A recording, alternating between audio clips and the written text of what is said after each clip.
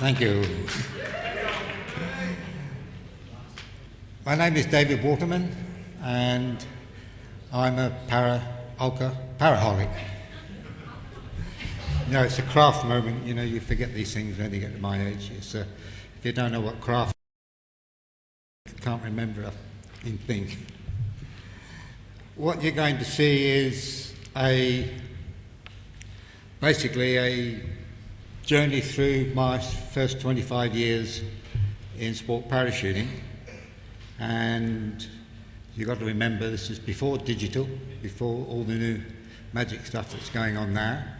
And it was, at the time, the state-of-the-art skydiving. I shall hear some guffaws later, I'm sure, when I show you some of these pictures, but you've got to remember, those of you who may be under 40, this is where it all began. And these people you're about to see are the genesis of what's going on now. And after seeing all those films this afternoon, earlier on this afternoon, I thought, wow, if only I was a little bit younger. Well, I started parachuting some time ago. Not as long ago as this, and I was quite young.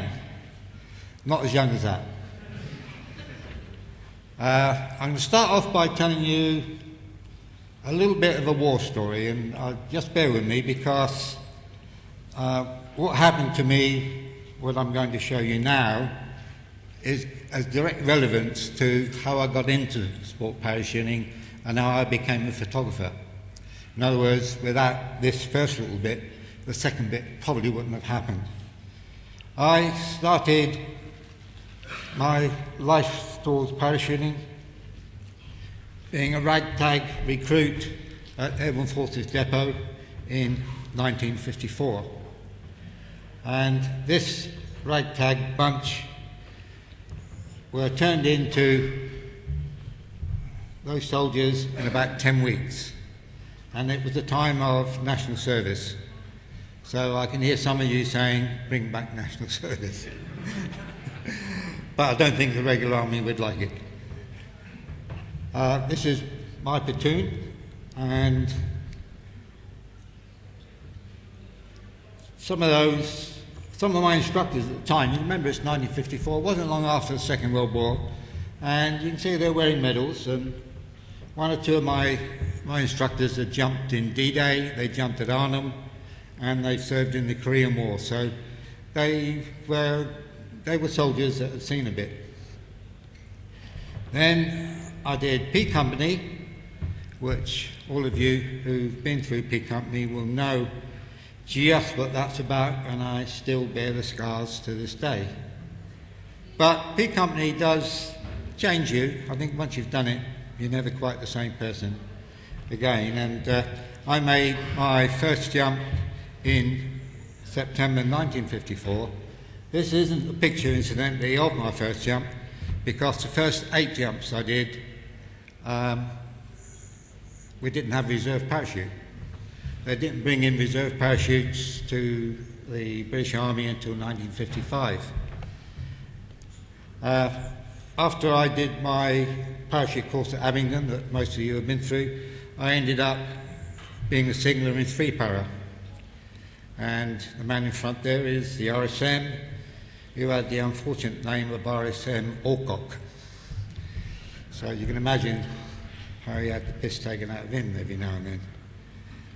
I was a signaller, and we went to Cyprus during the internal security problems out there. And the point I'd like to make about this picture is, look at the boots I'm wearing, and they've got hobnails underneath.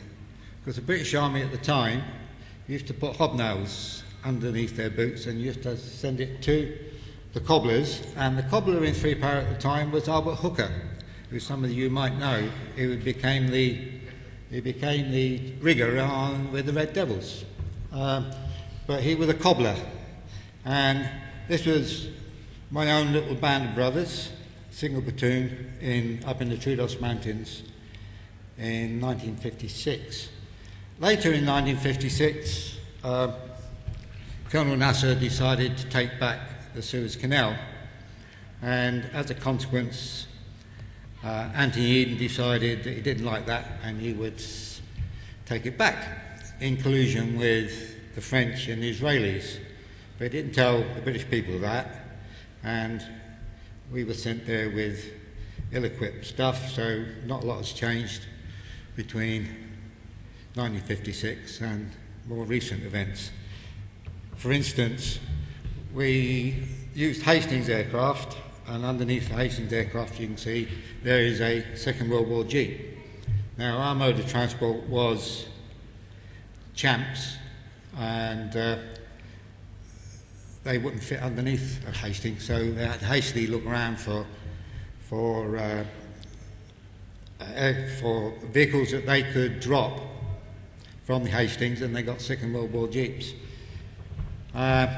This is me and Joe Bratt kitting up just before going to Suez, and you'll notice again we don't have reserves because they took the reserves away from us again because our jump altitude was down to 600 feet.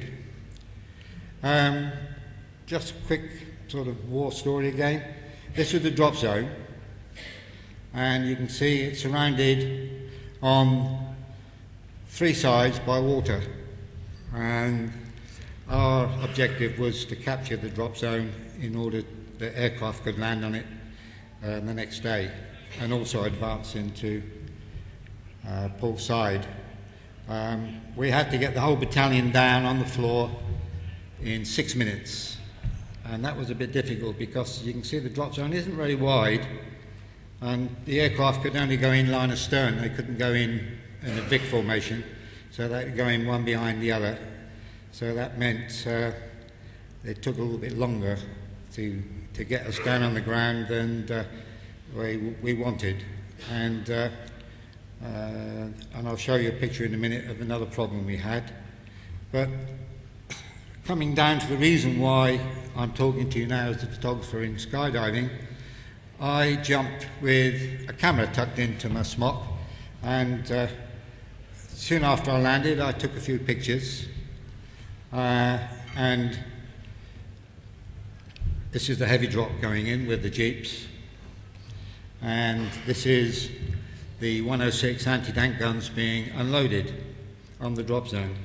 You can see the drop zone is very open, there is no cover, and there were pillboxes around the edge of the drop zone, so our landing wasn't unopposed. I think we lost four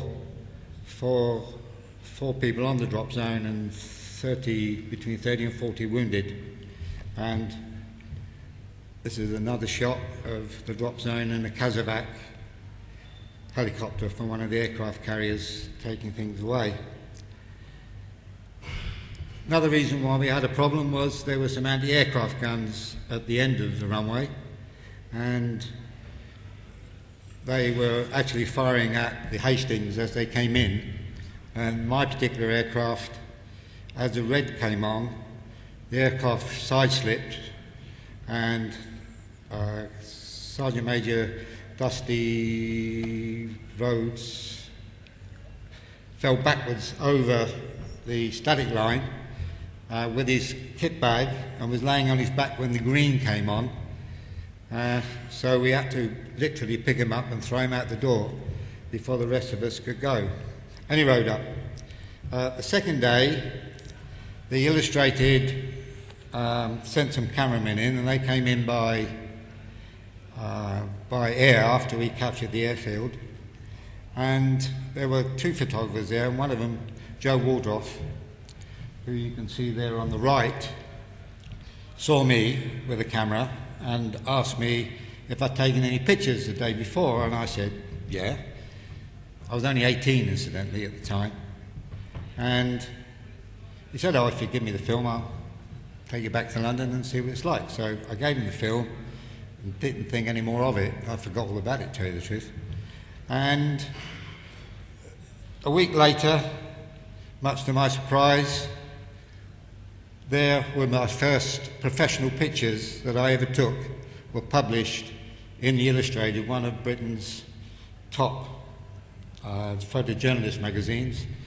So I always tell people that I started at the top and I've been working my way down ever since. Unfortunately, he took a picture of me, and that one. And of course, being the press, they exaggerated, and it says there, shows the Egyptian rifle he captured after landing. Well, that's a load of old balls, because the Egyptian army, after about 4 hours, decided that they were facing superior forces and dropped their arms and ran off. So we were just picking up their rifles, which incidentally were better than ones we had, because we had Mark II Sten guns, and a Sten gun, for those of you who may know, if you got sand in it, would jam, and we were jumping onto a sand DZ. So you can imagine that a lot of our Sten guns weren't working, so we were picking up the Egyptian rifles and using those. Now, because I'd taken pictures, when I came out of the army about a year later, I went round and talked to a few people, and I eventually, about 2 years later, got a job on the Daily Sketch as a photographer. And in 1964, that's about 7 or 8 years after I was working on the Daily Sketch, I was sent down to Stableford to take a picture of a young lady who was making her first parachute jump, and she was supposed to be the youngest parachutist at that time. I'm not sure if it was 16 or 18. Maybe someone would know what the bottom age was then. I think it might have been 18, I'm not sure. Anyway, Tracy Rickson. Look at the gear she's wearing. I mean, that is quite amazing. It's old B4 stuff. All the stuff that we were using at the time was ex-military stuff. And incidentally, the woman with her is Mrs. Marley. Now, Mrs. Marley was really and truly a pioneer parachutist. That is Mrs. Marley. She jumped from a balloon, and the balloon, the canopy was contained underneath the balloon, as you can see, and she would jump out the basket, and then the canopy would come out of that little container at the bottom. But as I say, she was really and truly a pioneer. This was one of the first pictures I ever took of a sport parachutist. Before I'd made my first jump, I went up in aircraft at the same time as I was taking Tracy Rickson's picture, and this is a typical example of a aircraft load and the equipment that they're wearing. This picture is the first picture I ever took of a free faller, and this picture appeared on the front page of Sport Parachutists at the beginning of 1965. It's Terry Crawley. It was TA parachutist, TA SAS, and you can see all the heavy-duty gear he's wearing. And there was a regulation at the time where you had to jump with 2 instruments. So you always had either 2 altimeters or an altimeter and a stopwatch. And you can imagine on occasions, if you had a hard opening and a slightly loose harness, what damage to your front teeth that altimeter could do. This was the sort of aircraft we were using at the time. This is the aircraft I made my first jump from. It's a Percival Prentice, and I made it at Pat Slattery's place down in Stableford, Tawney. And the person just on the left there by the wing is Tony Knight. He was making his first jumps at the same time. Now, the Prentice, as you can see, is a very difficult aircraft to get out of. You have to stand on the seat, step over backwards onto the wing, steady yourself, and then get dispatched. And little wonder you look absolutely terrified by the time you left. And particularly if you were trained by Pat Slattery, actually.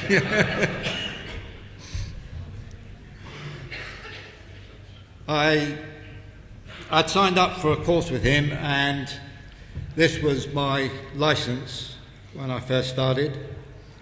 A, B, C's and D's. I think you do the same nowadays, slightly differently maybe, slightly different format. But as you can see, I got my A licence in 64 and I think I got a D by about 66.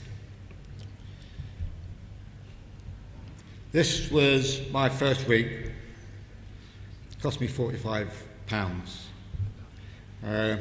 Things were tight in those days, so tight that we couldn't afford to lose a reserve handle, so we tied it down and make sure we didn't lose it if we had to activate the reserve. This is a typical stick, Thruxton, and you will recognise some people there, those of you old enough. We got Charlie Shea, John Meacock, Dick, Johnny Balls, and Dick, what was his name? Dick Wallace, that's the man.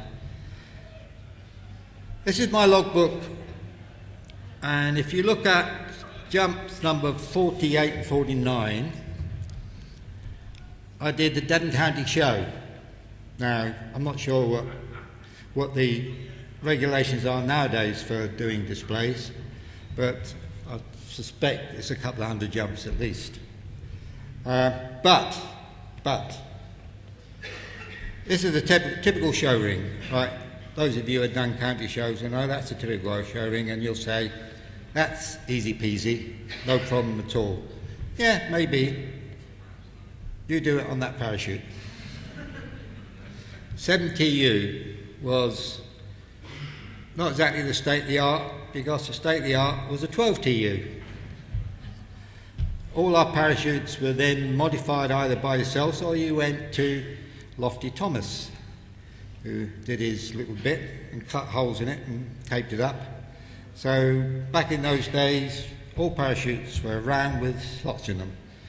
This is the typical selection: double L's, TUs, round reserves, and then a Frenchman called Pierre Lemoyne, designed an ascending parachute.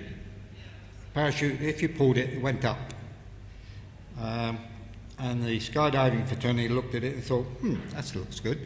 We'll turn it into a free-fall parachute, and they rigged sleeves, etc., and the deployment system. So very shortly, you had the Paracommander and the Paracommander type parachutes coming out. This is in 1965. That I think is a patch 7. That I'm not sure what that is. Is that might be a Papillon? A what? Okay, that is a patch 7. Yes or no? No. I think that's a patch. This the next one's a patch 7 as well. That's a patch 7, and of course with these parachutes, of course the display teams they loved them because it gave them much more scope to do what they have to do and be more accurate. Those days, of course, spotting was of the essence. If you couldn't spot, you were in trouble. And even spotting for upper wind drift, as well as drift once you're under the canopy, all was important. Now all that, I'm told, has gone by the board now. You don't bother to spot, leap out anywhere and get in, no matter which way you're going. This, incidentally, was my first Paracommander, which I got in May, and I jumped it for the first time at the Knox County Show on the 7th of May 1966. Now with the advent of these steerable parachutes, of course, people got more interested in accuracy. Accuracy before was for the sort of the bold and whatever, because sometimes you didn't even hit the airfield, I think it was let alone the pit. So accuracy became very popular, and therefore to get a competitor's license was the next thing you had to do. I got mine there in 1967, I think it was. This was a typical accuracy jumper in the 60s, late 60s, early 70s. He's an ex-Red Fred. Someone probably can tell me his name. There we go. And there we've got Biff Byrne and Tracy, and I'm not sure that one is right on the left-hand side. But of course you're out here at a 10 centimetre disc and was eyeballed by judges. That's okay, I suppose, but modern standards, you wouldn't want to know. I mean, it's up to the judges then, wouldn't it? This is another typical pose, sooty standing. And, right, no prizes, but who can tell me that is? Golden Knight. Big Cal. Callaghan, his name was. Yes, they came over to Netheravon for the Army Championships at one time. But you can see that jumping PC was quite hairy in actual fact, because you had to come downwind, and sometimes it was quite dangerous, particularly for the judges. This is the Netheravon. You see they've got the ambulance already in the back there. I think once or twice it was needed. There we are, judges having to duck again. Bob Hyatt still kept the reserve on in the front. I mean, a lot of people dropped their reserve and clipped it on behind. Now, this one, I think we have one of the participants of this picture here somewhere. Where is he? He's over there. Over there. Bill Scarrett. Stand up, Bill, come on.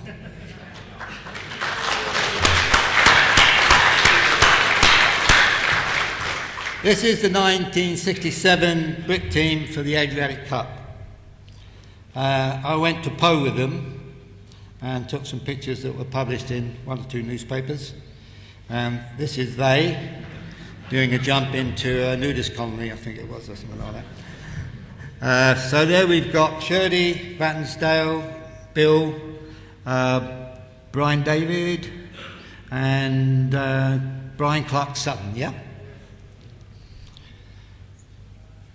There we have Brian Jones, jumping a repeat. I'm not sure whether the repeat was flown down from the UK or was there. But this was my second picture that appeared on the front page of the Sport Parachutists, and this is Brian Jones, and he's jumping into the lake behind. Well, nowadays, of course, people do a lot of sort of skimming across the tops of water, I've noticed, with all the modern parachutes, but then it wasn't quite so easy. The object of this exercise was to land in the water, get out your harness and grab hold of that buoy or something, and they timed you. Depending on your timing was depending how easy it was, because sometimes you got out a bit high. And you would do a belly flop, but I don't think it would be very comfortable. That's Brian Clark Sutton. He was a RAF PGI, I think. Now, there are various national champions that I'm going to show you, but I have to admit that it's almost impossible for me to put some dates on it. One, because of my memory, and two, would you believe, the BPA do not have the list of national champions. If I get in touch with the BPA, and ask them who's the national champion, or when was Pete Sherman the national champion, they can't tell me.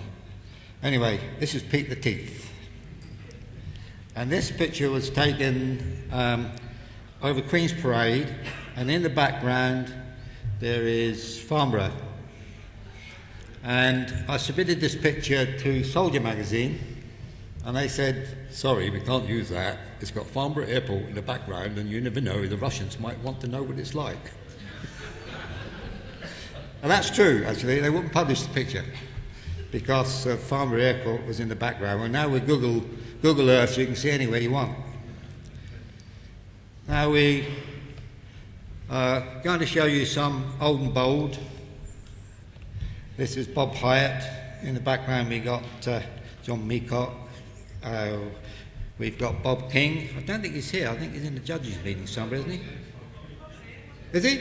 Oh, well done. Oh, well done. Yes, thank you. Good. And this is another problem I had. They couldn't tell me when Scotty Milne was national champion, you see.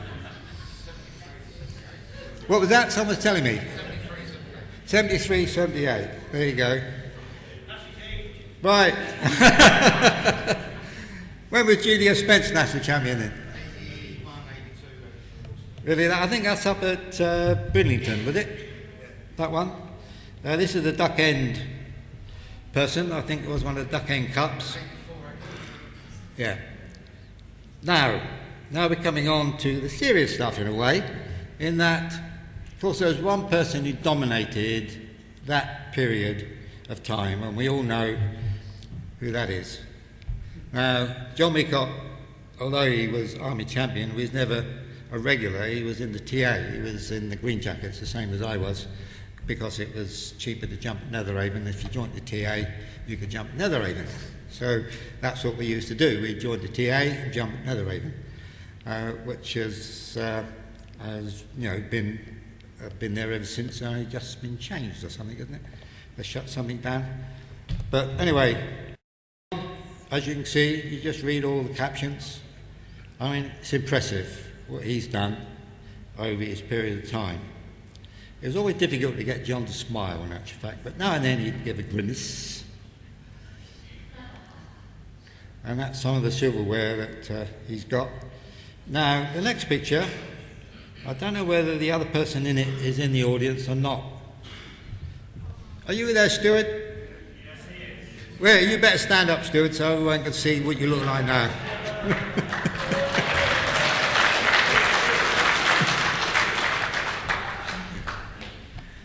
He was there with his father. I suppose he got the bug then. Either that or his father said, you've got to do it, or something like that, whatever. Of course, his mum was there as well. She's always backing John up on the drop zone. And of course, together they started Simpson. And it's the longest English DZ Open, I think, or something like that. It's a pity John's not here because, let's face it, John Meacott, respect.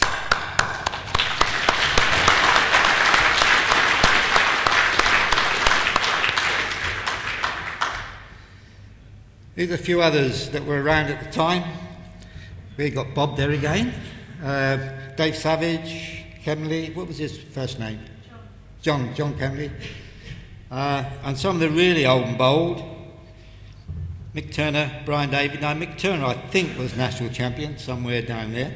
And it's interesting to see what he's wearing. He's wearing one of the first piggybacks. And I got one very similar when I got a Paracommander. And all my kit weighed 56 pounds. Now, I don't know what an average lightweight weighs nowadays, but it must be under 20, is it? Yeah, nodding. People are nodding. Get it on EasyJet, yeah? Right, it's another two that are old and bold. Geordie Charlton, XR or RAF, and Shirley, of course. Now, the next major event was Ram-Air Canopy. And from the Ram-Air Canopy in the early 70s, of course, a new era opened up for the sport. And things began to change. Now, this is one of the early Ram-Air parachutes, a long-line paraplane, only for the, I wouldn't say old and bold, but all those, anyone who jumps out must be mad, actually. Look at the length of the lines. I mean, it was a death trap. I wouldn't have jumped one, to tell you the truth, but you get someone like Bob Harmon, he'd do it. Then, of course, when the clouds came in, it opened up again the era for accuracy. They're not clouds. Okay, someone's telling me they're not clouds. What are they in?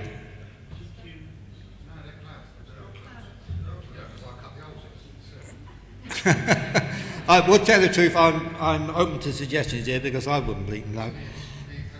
Is that one a cloud?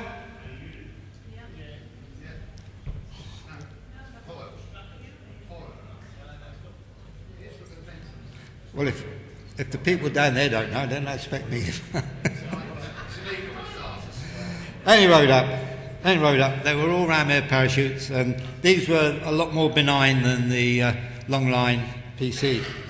Now, of course, with the ram air, another side of the sport opened, and whereas in the past we were told never to go near another canopy, once it's open, steer clear, people were hanging on and doing all sorts of magic stuff. I never got into that, to tell you the truth, but there are some mad people around. I think there's one sitting down there, isn't there? And some people used to jump this thing as well. Yeah, the team that I jumped with had one of these. It's called a crossbow. Crossbow. I don't think they lasted very long. Thunderbow. Thunderbow. Yeah, Thunderbow. And they had the big arrow at the top, so you know which way you're going. Was it American? Yeah. But the most all-round parachute in the early 70s, of course, was the Stratostar. Because it could be used for relative work, it was light, and it was, people could use it for accuracy. This is a very good friend of mine who was in my team, Tim Morgan, who unfortunately got killed in the 70s, and he had a brother who also jumped in my team. Now, at that time, the military dominated the sport. They were winning virtually everything, but with the ram air parachute and all that sort of stuff, the scruffy civvies took over, and they started jumping with all sorts of different footwear and not exactly looking too military. There's Bob Hyatt, and of course we're still using the 10 centimetre disc, and some people were very unmilitary. This is Tony Urigallo, who tried to look like a fairy or something, I don't know. And the footwear at the time, I think you can see Tony's wearing it, but our good friend down there is also wearing it. Patrick footwear were the shoes to be wearing, or normal trainers. Now, perhaps someone can tell me, because I haven't done any accuracy pictures for ages. Oh, well, I did go to Granada once when there was a accuracy competition up there. Photographers aren't allowed in the pit anymore, are they? No? No, I mean, but once upon a time you could literally sit on the disc. And competitors didn't complain. And of course, I used to know exactly who was coming in by the way they came in, because if you look at the previous one, that's Jerry McCauley, and then you look at the next one, it's almost identical approach and one leg up, and the optical illusion of this one is, of course, it looks like it's about to stamp on one of the judges. This is Bob Hyatt again, and of course some of the relative workers also went in for accuracy, so they came in with their big bell-bottom suits, which couldn't have helped their accuracy much. But the 10 centimetre disc was soon reckoned to be not good enough, and they brought in a pad. Now, I'm not sure, did the actual size of the disc go down for the dead centre? Started off at 10. What's it now then? 2? Bloody hell. That's a big toe, isn't it? You should jump with no shoes on or something, to put your big toe on it. That fella that swims for the Australian team with the big feet, he'd probably do well in that. But I'm not quite sure what this one was actually. I remember taking it, I think it's at Duck End or somewhere. But this was a pad that they tried. And I don't know who the lady is. Who's that? Do you know? Of course, some people didn't need a disc, they didn't need the pit. I mean, some people were sort of landing all over the place. And this is Duck End. Duck End used to be a fun meet, actually. People used to like going to Duck End because it was relaxed, very unmilitary, and if people landed out, it didn't matter. And we all sat around on bales around the edge of the pit and had a picnic.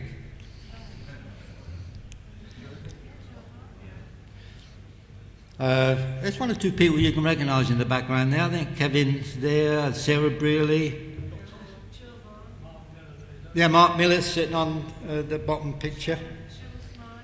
Yeah, they were good days, good relaxed days. Duck End was always a meet, you know, one had to go to and have some fun.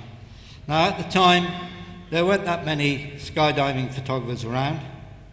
In fact, there was about 3 initially. There was myself, Charlie Shea, and Lou Johnson. Lou Johnson, unfortunately, got killed in late 60s, early 70s, jumping one of those wings that had a wrap around it. What was that thing? Delta 2, and it was, I hated that sort of thing. Yeah, the wrap had to come off, and if it didn't come off in a hurry, you had a lot of problems, and he did. And anyway, myself and Charlie and Lou, and there was the odd whippersnapper come along a little bit later, and jumping, good news knows what, on his head. And he's probably suffering a stiff neck by now, I think. But the state-of-the-art picture was that. I mean, that was a picture by Charlie, taken at Thruxton, I think. And that was it. I mean, do a 4-way, whoa. We were Jack the lads. And these were the state-of-the-art badges at the time. Now, the British Skydiving Centre badge I quite like still, actually. I think if you change the you change the words a little bit, made them more modern, I think that's quite a nice badge. This was the centre at Challis-sur-Saône where a lot of us used to go to, and of course this was the old BPA badge. Now, triple shoot question, what has this fella got to do with the modern British Parachute Association? Anyone got the answer? You all right? John Parkin Smith, a friend of mine, and we changed the logo of the association, which is almost the same now but been modified a bit. Now John's here, so John, want to stand up, John?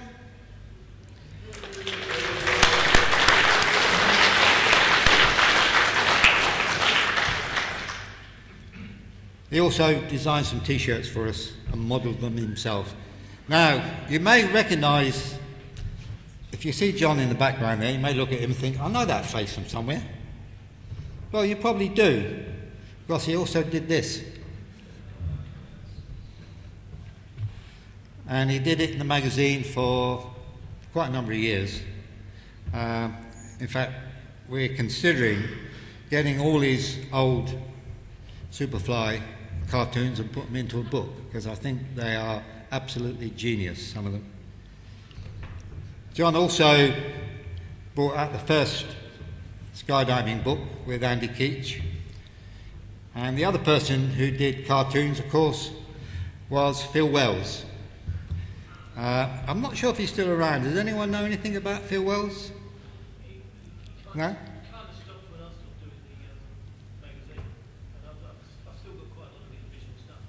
Yeah, I'm not even sure if he's still alive or anything, but I'd like to get hold of him because, I mean, I've got an ambition to put his and John's cartoons together into one little book. If you would, I'd be obliged. Well, the biggest problem we had back in the 60s and 70s is the size of the aircraft that were available to us. Of course, that is a 172 or 175. This is probably, yeah. Anyway, you can see, not the most comfortable and bloody cold if you were sitting there in the where Sally is. And this is an EP9, which is even worse. Not many people jumped in EP9, and not many people wanted to, actually. But the aircraft that, without a doubt, kept skydiving going back in those days, of course, was the Rapide. Rapide was fine. Sometimes a little bit sort of first thing in the morning, you had to push start it, as you can see. Netheravon had 3 of them, as you can see. Netheravon's Rapides there, and it was used by display teams. This is the Green Jackets display team, and was well sought after. And then a bit later on, of course, came the Islanders and the Porters.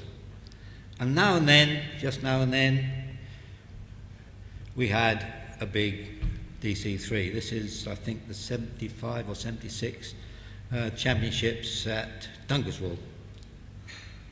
Dunkerswell? No. Yes, Dunkerswell, I think it is.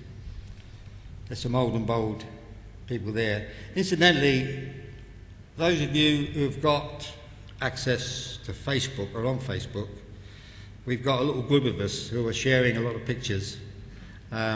If you log on to me and then say you want to be a friend of mine, I'll click on, and then you've got access to dozens and dozens of pictures from this period that everybody's putting on, and it's quite fun actually. Of course, along came the Otters, and relative work started to take off. And in 17th of October 1970, seems ages ago now, probably after this, well, I don't know, they're quite old people in here, I can see. Might not have been born then. But Charlie took these pictures of the Green Jackets, first 8-way, from a Skyvan at Dunkerswell. Not long after that, 10-man teams started to appear, and these are some pictures I took for the Telegraph magazine of a team I was involved in. And I think there was about 3 10-man teams around at the time. Certainly there were 2. There was one I was in and one that Jim Crocker organised called MRUST. And I think we were the first people to put a 10-man together. Incidentally, the first 8-man, it took something like 6 months, I think, out of a Skyvan to get 8 people in the same bit of sky at the same time and hold hands, which seems ridiculous now. I mean, you literally do it 2 seconds out of the aircraft now. Along with the bigger groups came the must-have badge. This is the 8-way, 10-way, 15-way, 16-way patches that everybody wanted to wear. And they were international, incidentally. As you can see, one of those is the Club de Grand Etoile, which is French. And they even gave you a little chitty certificate to say you've actually done it, and the date you did it, and the number you did it. I mean, it looks so ridiculous now. I mean, to be in an 8-way and say, look, I've done it, I mean, it is ridiculous. Now, the first 10-way competition was at Stoke Orchard in 1973, and this was the medal, I think, they gave us. And it was won by the Shooting Stars, the team I was in, and another badge designed by John. And we were the first 10-man team, first relative work team of the BPA to go to World Championships. And that's us. And that's a jumpsuit designed by John as well. And we all look quite a team actually, but we had problems putting the 10-man together in the working time, so that was a bit embarrassing. But there are a lot of people there you may recognise. I think I've got them all listed at the bottom. 1 or 2 are not with us anymore, I think. And we were due to go to the first relative work meet, skydiving meet at Fort Bragg, but the BPA didn't have any money to send us, so we biked it.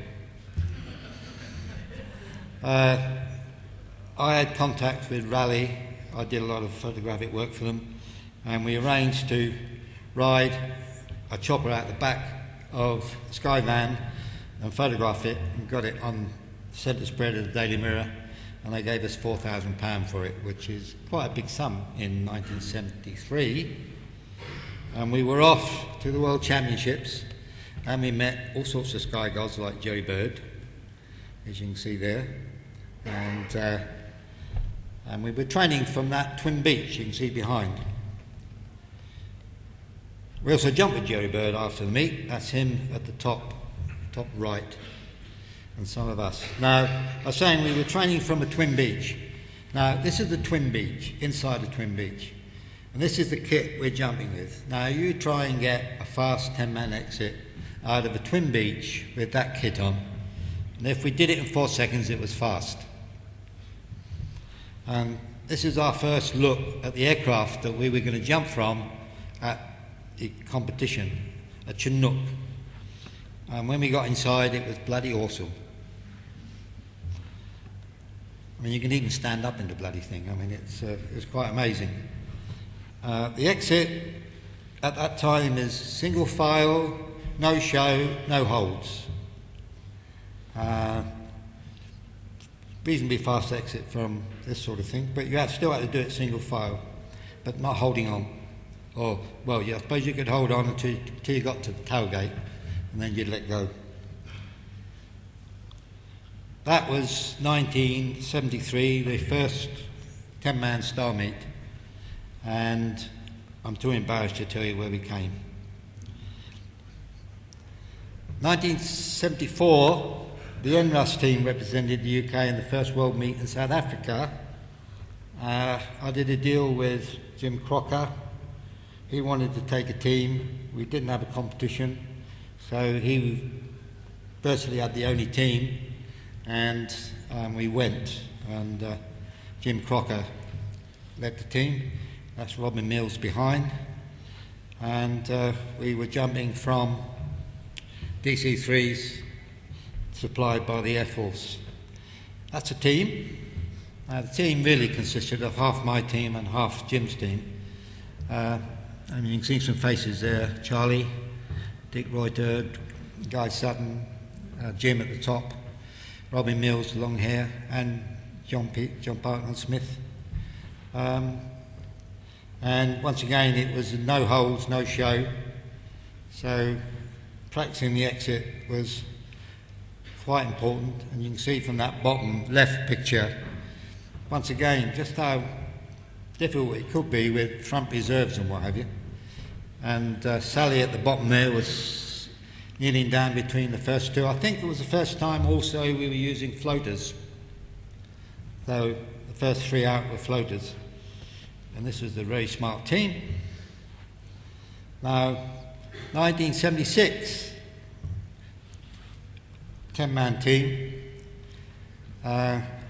was changed a little bit from the team I initially led. Jim joined it, and the Morgan brothers did, and second at the bottom on the right there is Tony Urigallo, and Rob Colpus was initially in it, and unfortunately did damage to a leg on a training jump, and literally within minutes or hours of him damaging himself, I had a call from Tony Urigallo saying, "I understand there's a place in your team."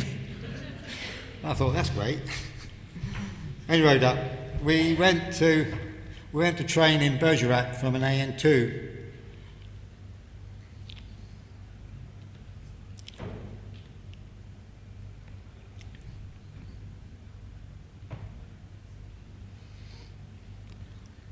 And our progress was pretty steep, actually, because from just about doing a 10-man within the working time, we went on to do a 10-man, believe it or not, in world record time of 12.6 seconds, which at the time was very, very fast, considering the kit we were using. And we even got a certificate to confirm that we'd done it from the instructors at Bergerac. After that, big stars became quite we thought, well, we'll do other things, and this is a jump that I filmed in Western. It was a 24, then the next jump was 27, because it was supposed to be a 26, but it got built so high that I managed to close 27 because there was so much time left. I was only supposed to be a photographer. And this is the team, which you may be able to recognise some old and bold there. Nick Geeland, we can see. We got Rob, we got some of the Western, most of them Western jumpers at the time. And anyway, we were always looking for new ways to raise money for the team, so we brought in a new member. And we did a few jumps and earned some money from doing that. Now, by this time, the team that I'd led had changed its sort of name and course and people and became Symbiosis, in which case I am now going to change into a Symbiosis t-shirt because this is my Symbiosis years.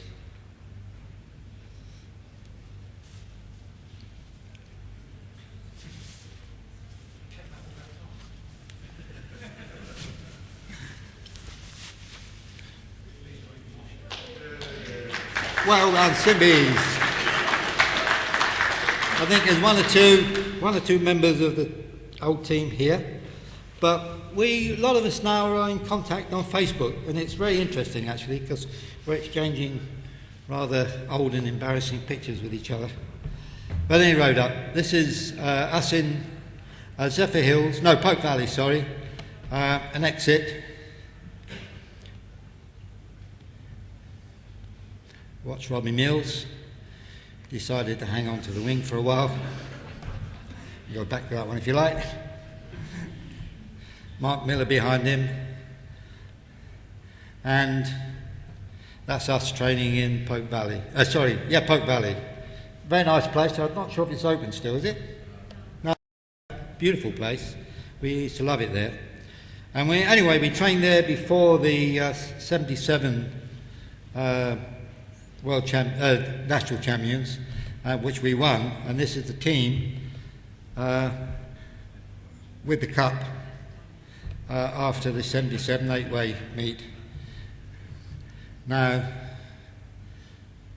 would you buy a used car from any one of those? I don't know. We went to train in Lyon, and the team progressed quite well. By that time we had another instructor with us, Craig Frunk joined us, and when we went to Australia to train, he came with us.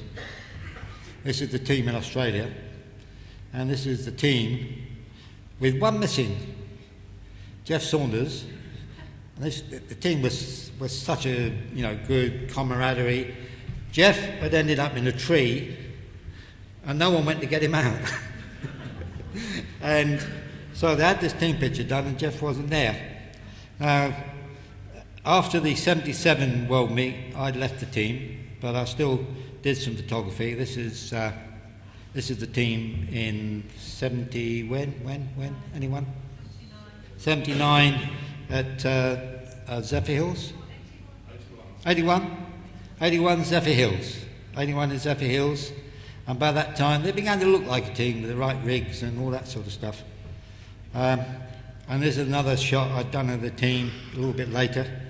This is at Cranfield.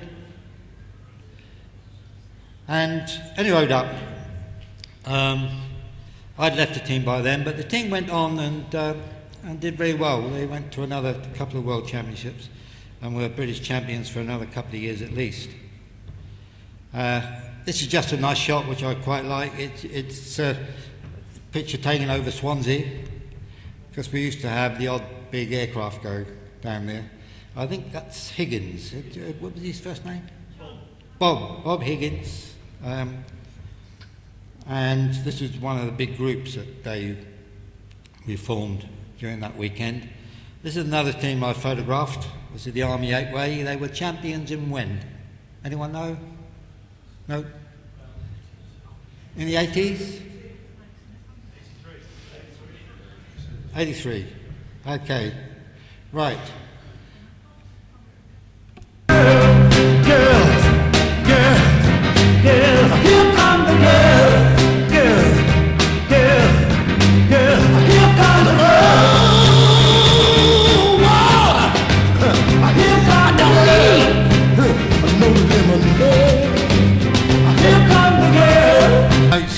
Though I should be dancing around with...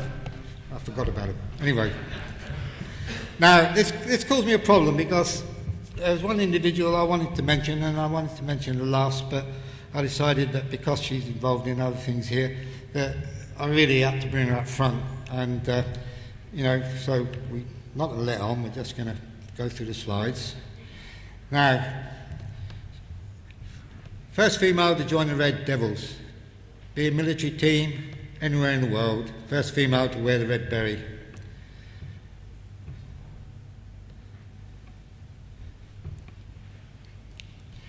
First female, first British world champion. Now, just think about that. First British world champion, 1976.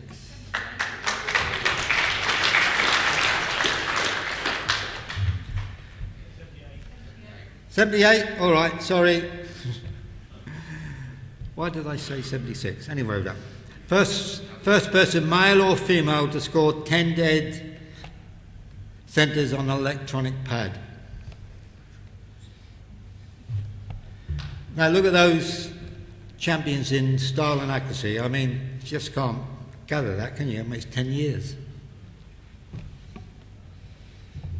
She could also do relative work because she was in symbiosis with me for 3 years and 2 years after I'd left. All through that time, this is the 77 team. This is the 77 team in Australia. This is us again in Australia. Us again in Lyon. She was also in a 4-man team. She was in the British Classics team, 74, 78, 83. Prince of Wales Cup with Symbiosis. I don't know who that fella is standing behind there. I can't recognise him, actually. Someone. Royal Aero Club gold medal. In an 8-way team that went to... First all-girl 8-way team, won a gold medal.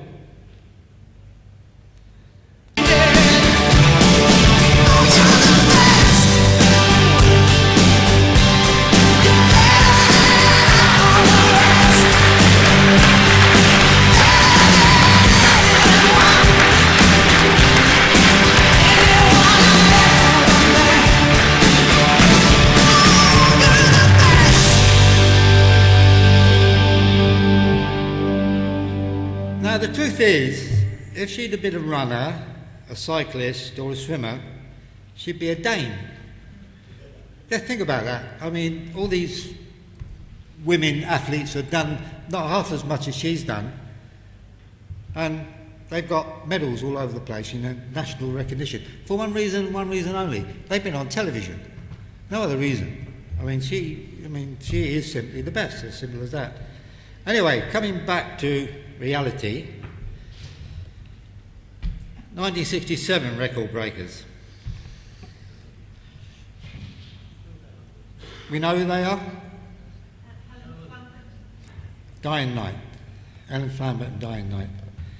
In July 67, they were the first two girls to touch each other in freefall.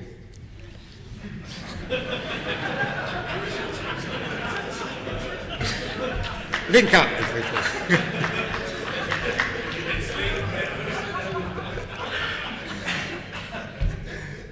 I think it was just about touches. I can't remember having enough time to get down there and actually film them sort of smiling at the camera before they broke off.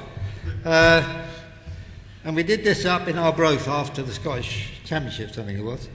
And of course, Helen was a ladies' champion, but once again, I can't tell you when.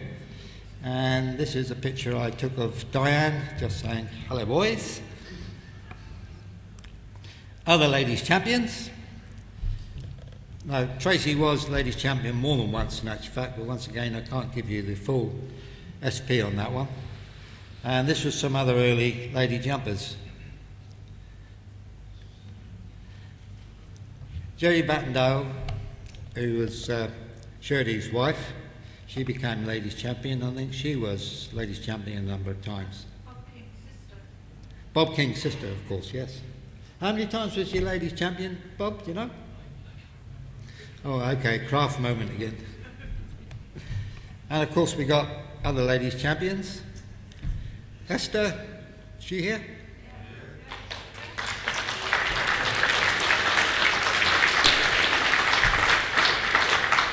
How many times ladies champion, Esther? How many? 14? Really? There you go. But the girls are doing well, in actual fact. But it could be a bit dangerous if you look at the fish that's being stuck up there. Old Joan Vaughan's in a great deal of trouble there if she lands a little bit too close to it. Now, who's that? I couldn't put a name on that one. Is it? Oh, there you go. Now, I don't know why I've taken this picture, but there must have been a good reason. Well, they're all in the same team. Where was that? That was where? It was Duck End? Haveney Green, was it? What was it, an accuracy team? First British Ladies Accuracy Team. Oh, there you go. Well, that's news, but I know I must have taken the picture for some reason, and that's why I put it in. And everyone's smiling anyway. Well, now we come across the first all-girls display team, Skydiving Spice Girls, I call them, because they had a little bit of attitude.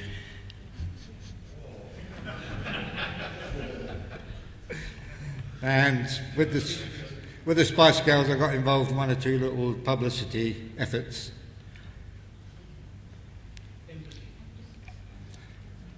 Embassies. And we wouldn't be allowed to do that now because it's a cigarette firm, of course. There's another three ladies who were well up in the relative work scene, Heather, Joyce and Sarah. And this is the first all-girl 10-way.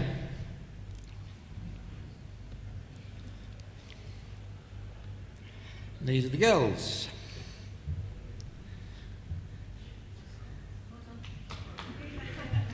They're here. Some of them are here, maybe. Now, not long after, no, in fact, after the next set, in actual fact, 17th September 83, which is still, what, 20 years, 25 years away? And this is really getting me, because sometimes looking at these pictures, I'm going, bloody hell, I took that 30 years ago. Left a Pilatus and an Islander over Netheravon and made the first 16-way. And that's on Facebook. And I think there are a couple of names missing which I couldn't get hold of.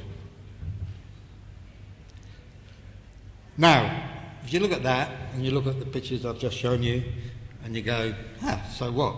I mean, look at that. I mean, that is the latest girls' record, and there were more than twice the number of girls, British girls in that, than were in that last record I show you. So there are 30 girls, 30 British girls in that picture.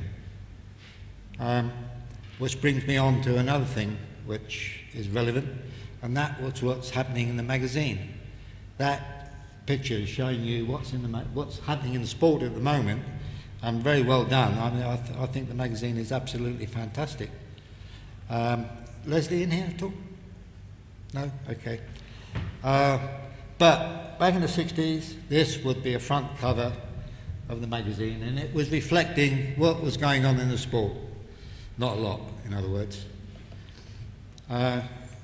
In 81, I took the magazine over and introduced more colour into it, and this was the first cover and the first spread that I produced. But then, since then, the magazine has really taken off, and I think Leslie's got to be congratulated. I think it's the best sport magazine, let alone skydiving magazine, that I've seen anywhere. I do envy her because there's so many people jumping cameras now. I mean, virtually every load has at least 2 or 3 cameras on it. And of course everyone's shooting digital, so the pictures are immediately available via email straight up to Leslie or someone else, and it must be absolutely fantastic to run a magazine now with the amount of stuff that's available to you. Back in the 70s, I did a feature on the Red Devils. Any of this lot in here now? No? Okay. This was 1970, and we were jumping onto the Newcastle Town Show. And there's lots of people here you'll recognise. One or two have come back to me on Facebook. Kiwi Samson he lives on the Isle of Man. I corresponded with him, and I've seen Bob Harmon once or twice. This is the exit from their Rapide, and that's the show ring. Newcastle, yep. And this is one of those long line paraplanes I was telling you about. And I think the openings used to hurt a bit. Of course, they're using papillons and wings.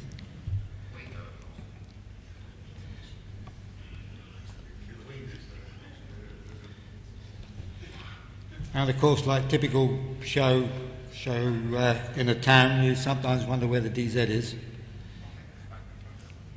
It probably is, actually. One or two of my slides are back and front. I'll tell you why the problem is that when you've got a slide and you put it in a scanner, unless you've got some indication of which way around it is, it can, unless you've got some indication like some wording or something like that, sometimes it does end up round the wrong way. And I've had one or two emails from people who've seen my stuff on Facebook and said, it's round the wrong way. So I'll soon fix it. That's the whole team. This is the team, I think Jackie's in you in that one, Jackie? Yeah. Yeah. Some people in that? There we go, two more in it, yeah. How about that one? Yeah. Okay. Now, the Red Devils used to get involved in the odd publicity thingy, so this is some pictures that I took of this young lady who I introduced to the Red Devils, and she was willing to make a parachute jump. So the two lucky... Jim Coffey, is it? Yeah. And anyway, she did a jump. She did a jump over Queen's Parade. And I thought I'd show you that picture again.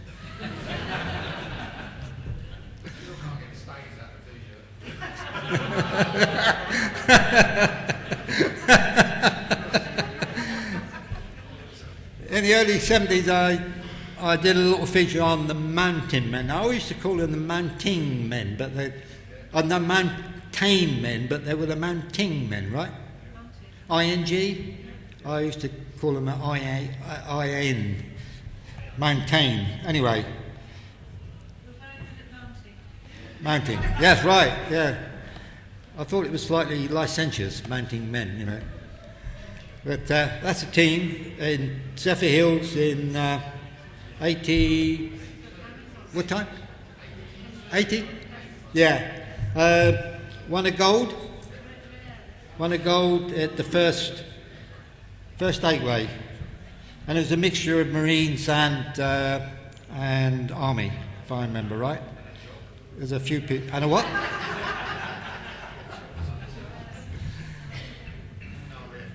An RAF guy, is it? Yeah.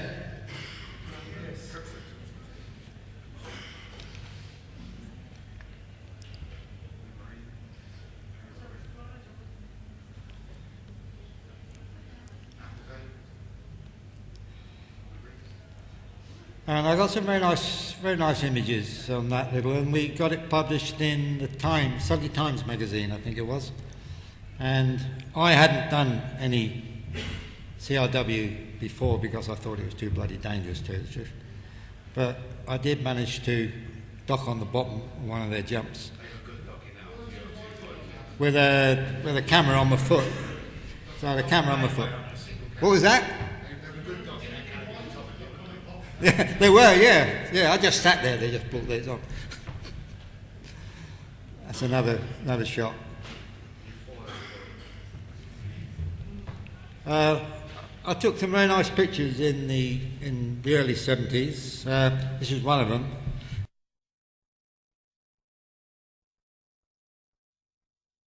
People I was jumping with, I mean, they produced the pictures, I just took the images.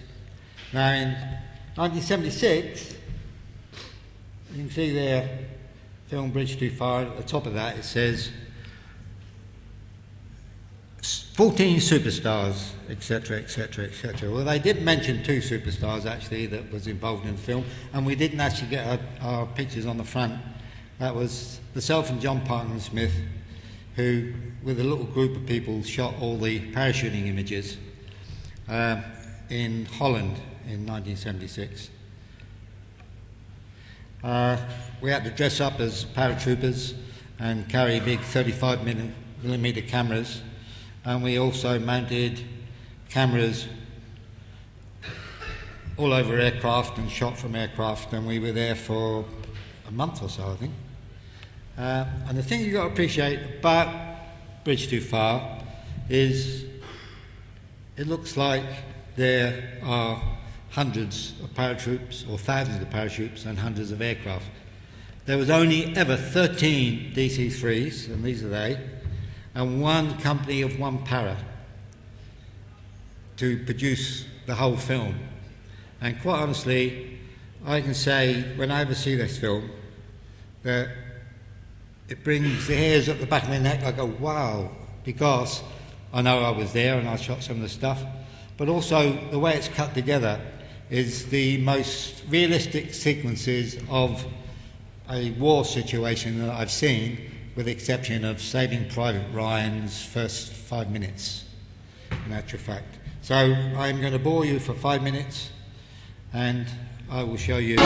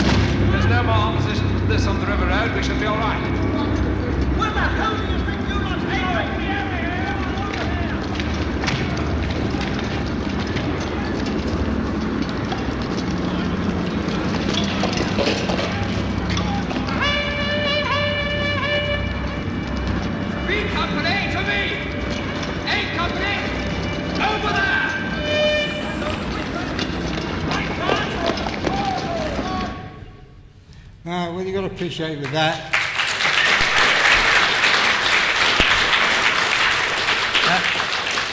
that's made over 30 years ago, and I still think it's the most realistic airborne stuff I've ever seen, even though there's been one or two that's used digital enhancement and all that sort of stuff since.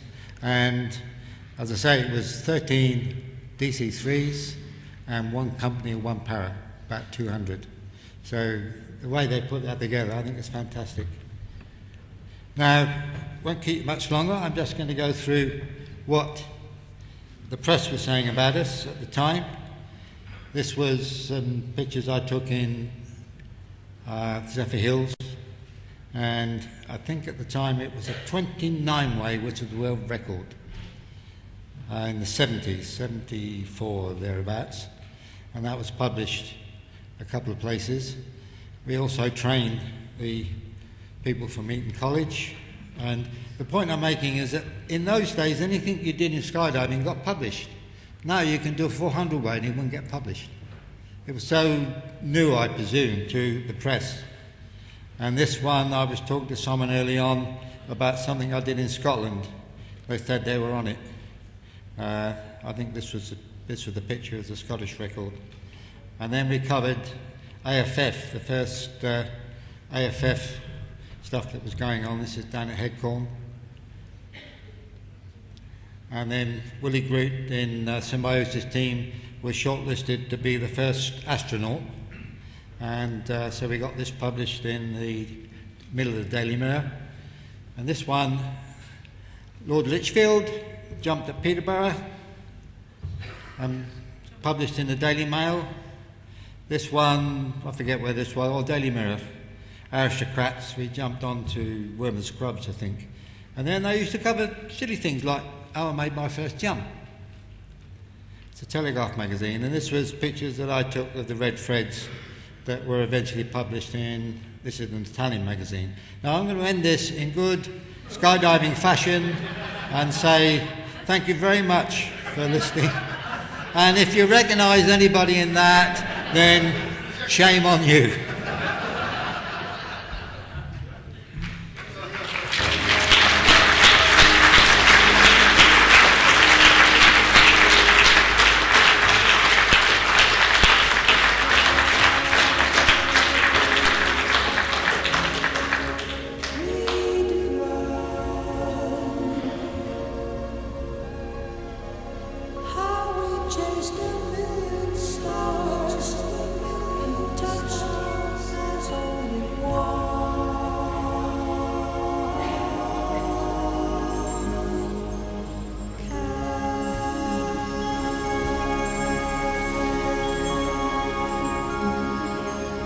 Thank you very much.